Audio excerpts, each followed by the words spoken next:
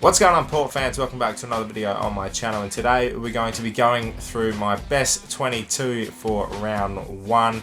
Now, this team has been picked purely based on form, and I know one in particular player, Rozee, is out with surgery at the moment. Will probably most likely miss round 1, so I have picked this team based on him playing. I know a couple of you will probably question why I put Rozee in, even though he's not going to be available. I'm picking this team purely based on form and who would be playing if there was no injuries. So that's just a little bit warning to get out of the way. Now I will throw in some scenarios of who could possibly replace him when I get to his position. But now, without further ado, let's get straight into my best 22 for Port Adelaide. Starting from the full back line, we've got Tom Jonas, Cleary and DBJ. Obviously, they're the last line of defence. They are the pillars of the defensive unit. Jonas, the captain. Cleary has been the fullback for the last few years, and he's just continuing on his merry way. And DBJ, the best and fairest winner of 2020. So, no doubt he'll create some run from that back line. But I think that last line of defence is pretty self-explanatory. Those three are absolute guns, and a first choice pick for the defensive unit. Across the half-back line, there will be Hamish Hartlett, Aliir, and Dan Houston. Now, we know Houston will probably spend some time throughout the midfield as well, with a rotation and probably through to the bench as well. So expect that from him throughout the season, but he'll be starting across the half-back line, and his pre-season form has been elite, just like it was in 2020 and 2019. So I expect him to have another fiery season kicking off in round 1. Hamish Hartlett, the vice-captain, no doubt will be picked across the half-back line. And Aliir, well, he is the story of 2021 so far. I feel he's showcased some promising signs in both trial matches against the Crows and the internal trial as well. And I think he's going to be slotting in very nicely. His intercept marking is elite, and that's something that we've probably missed a bit over the course of the last couple of years. So probably the difference in our backline at the moment with Aliir in. So I look forward to seeing that back six really mixing well and executing a perfect game plan, which has been our defensive unit for the last couple of years now. Going across the centre line, I think this is the first choice picked centre line. Probably one of the better centre units with the two wings and centremen we've seen in a couple of years. That starts with Carl Amon, Xavier Dersma on both wings, and Ollie Wines starting in the centre position in the guts. We know Ollie has been a dominant midfielder for quite a while now, and he's showing some real signs of improvement again in his area, especially in his kicking. I've really found that to be something that he's worked on, and also his goal kicking. You know, he kicked 2 goals in the trial against the Crows on the weekend, and I think he's just showing that he can be an even more dangerous forward. Can be a dangerous midfielder by having an impact up forward as well and kicking a couple of goals here or there, which is massive when your midfielders are kicking goals. So I look forward to seeing him. And Carl Amon, he's primed. I think he is primed for a big 2021 season. I'm looking forward to see what he can produce on that wing. He'll no doubt spend some time in the middle as well, which is going to be great to see. He's definitely showcasing his versatility throughout the midfield line, and I really think he's going to be a damaging aspect of our midfield this year, and hopefully he can hit the scoreboard a little bit more, and that will make him one of the elite wingmen in the competition. Xavier Dersma as well. He has been hitting the scoreboard, can play up forward, got a great mark on him, and his run is just fantastic. A Brad Ebert-like, and it's very suitable for him to be wearing number 7 this year. So those three are going to have massive impacts on for Port Adelaide in each and every game this year. Across the half forward line now, one of the key things has been discussed this year is who we pick for centre half forward. Now, is it going to be Marshall? Is it going to be Georgiadis? Is it both? Do we go with Dixon up there and have a deeper impact with Georgiadis and Laddams? The structure of the forward line has actually been a question mark for the last couple of years. Well, actually for quite a while now, to see how we actually go with a good mix. And every time we seem to play with Marshall, he benefits Charlie Dixon a lot more, as Todd Marshall is a lead-up player. He's able to impact up the ground and also on the scoreboard. I would like to see a couple more goals out of him for him to really have that impact. But if he's getting 10 possessions, having 5 or 6 marks and hitting up Charlie Dixon or providing that lead-up target, then 1 or 2 goals per game by him as well will really, really help impact games for us. So I'm picking him at centre half forward. Zach Butters is going to be alongside him on the half forward flank. And Connor Rozee will be there as well when he is back injury free after his surgery. A couple of options we could go for. I do like the left-right combination of Butters, Marshall, and then having a left footer with Kane Farrell on that other half forward flank. Or we could go with the standard Stevie Motlop, which I think Kenny Hinkley might go with before Kane Farrell, even though Farrell has showed so many good moments throughout this pre-season that he's one of those players. Although Kane does have the tendency to fall away from games a bit, and that's what seems to get him in and out of the side and not cement a spot. So he'll be looking to do that more often than not this year. But I think that half forward line is going to be an elite.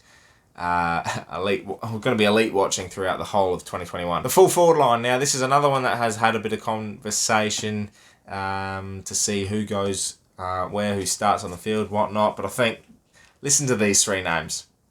They're exceptional. Robbie Gray, Charlie Dixon, and the new recruit from Essendon, Orazio Fantasia. Back home in South Australia, he's shown why he was such a hard target to get from Essendon. I think if he can play if he plays all throughout this year, kicks 30 to 35 goals, he's gonna have a massive impact on results for Port throughout the season. And I think him complementing Robbie Gray, we saw how Robbie in the Amy series game against the Crows, he was able to push up the ground, have an impact in the midfield, had 25 touches and kicked 2 goals. And then Orazio in a half of footballs had 3 goals, 3.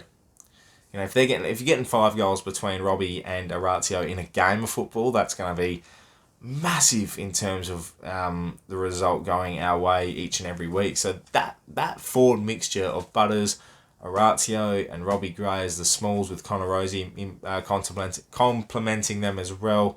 He'll probably mix it through the midfield along with Butters too. But Marshall, Dixon, all of these players in and around, it's going to be wonderful to watch this year, especially with the crowds allowed back at Adelaide Oval. So it's going to be extraordinary to see how this whole structure works, especially out forward, because we've had trouble in the past that if the game's not going right for Port, we just bang it in long and hope for the best on Charlie's head. So we need to really dumb that down a bit. And I think with the help of Marshall and Laddams and Georgiadis mixing through there throughout the season, it's going to make it a lot easier for Charlie to get on the board, and also for our smalls to get an opportunity to hit the scoreboard as well. In the ruck position, so this is mixing with the midfield now.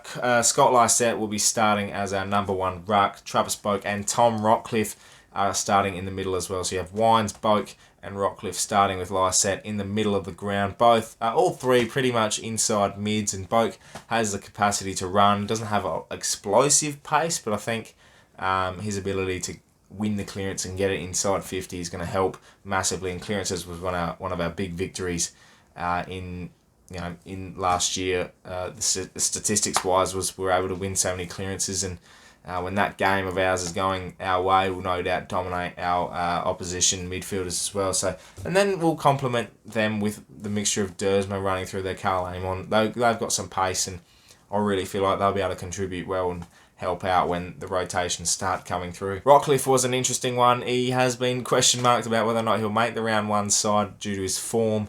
But we saw last year, back end of 2020, his form was elite, helped us through all the finals games, and even though we lost the prelim, he was one of the better units on the night. And I think his experience and his knowledge of being able to win the footy and really impact games, and when he's on, there's probably no better player in our side in terms of that piggery, getting the disposals and also mixing through down forward as well. He can, so very flexible, Tom Rockcliffe, but no doubt I think people will be pressuring his spot on the side straight away. And onto the bench. Now this is quite controversial because I've chopped and changed this a few times, and I'll explain some of the emergencies and who won't play for round 1 in a minute. But this is the bench. It's Riley Bonner, Ryan Burton, Peter Laddams, and Sam Powell Pepper. Bonner's flexibility over the preseason has really showcased why he can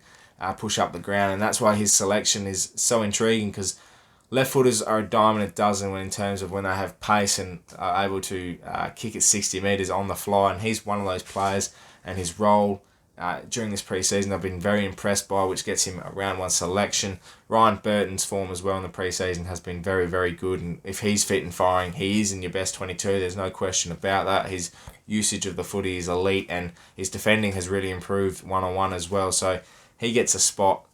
Peter Adams is a second ruck. A lot of question marks about whether or not you go Georgiades and have either a Dixon or Marshall chop in and out. You could have Alir as well run through the ruck to help Scotty Lysette, but I think Pete Adams has proved that his form, that his second ruck abilities, and his ability to hit the scoreboard down forward showcases why you need a second ruck in Port's side, and it'll really help our mixture up forward, as well as having Scotty Lysette taking longer breaks when he needs them. And Sam Powell-Pepper, I know he hasn't played much in the pre-season, but his form last year was very, very good, and his new role of that pressurising half-forward flank plus mixing into the middle is his role now, and I think it's very hard for him to be not picked round 1. If he's fit, obviously with his hand, so if he's not fit, then you have a couple of options to bring in, but I think you pick SPP, the ball. Okay, so honourable mentions for the best 22 and your emergencies will be Lachie Jones. Unfortunately, his pre-season form has been very, very good. I'm very impressed, and I very much do guarantee he'll feature this season, along with Miles Bergman as well. But I think Lachie Jones is just unfortunate that our team is in a prime position to be very much going deep into finals this year, that he will get an opportunity, and I have no doubt about that. But there's players definitely that will have pressure on them. Riley Bonner's going to be one from the start.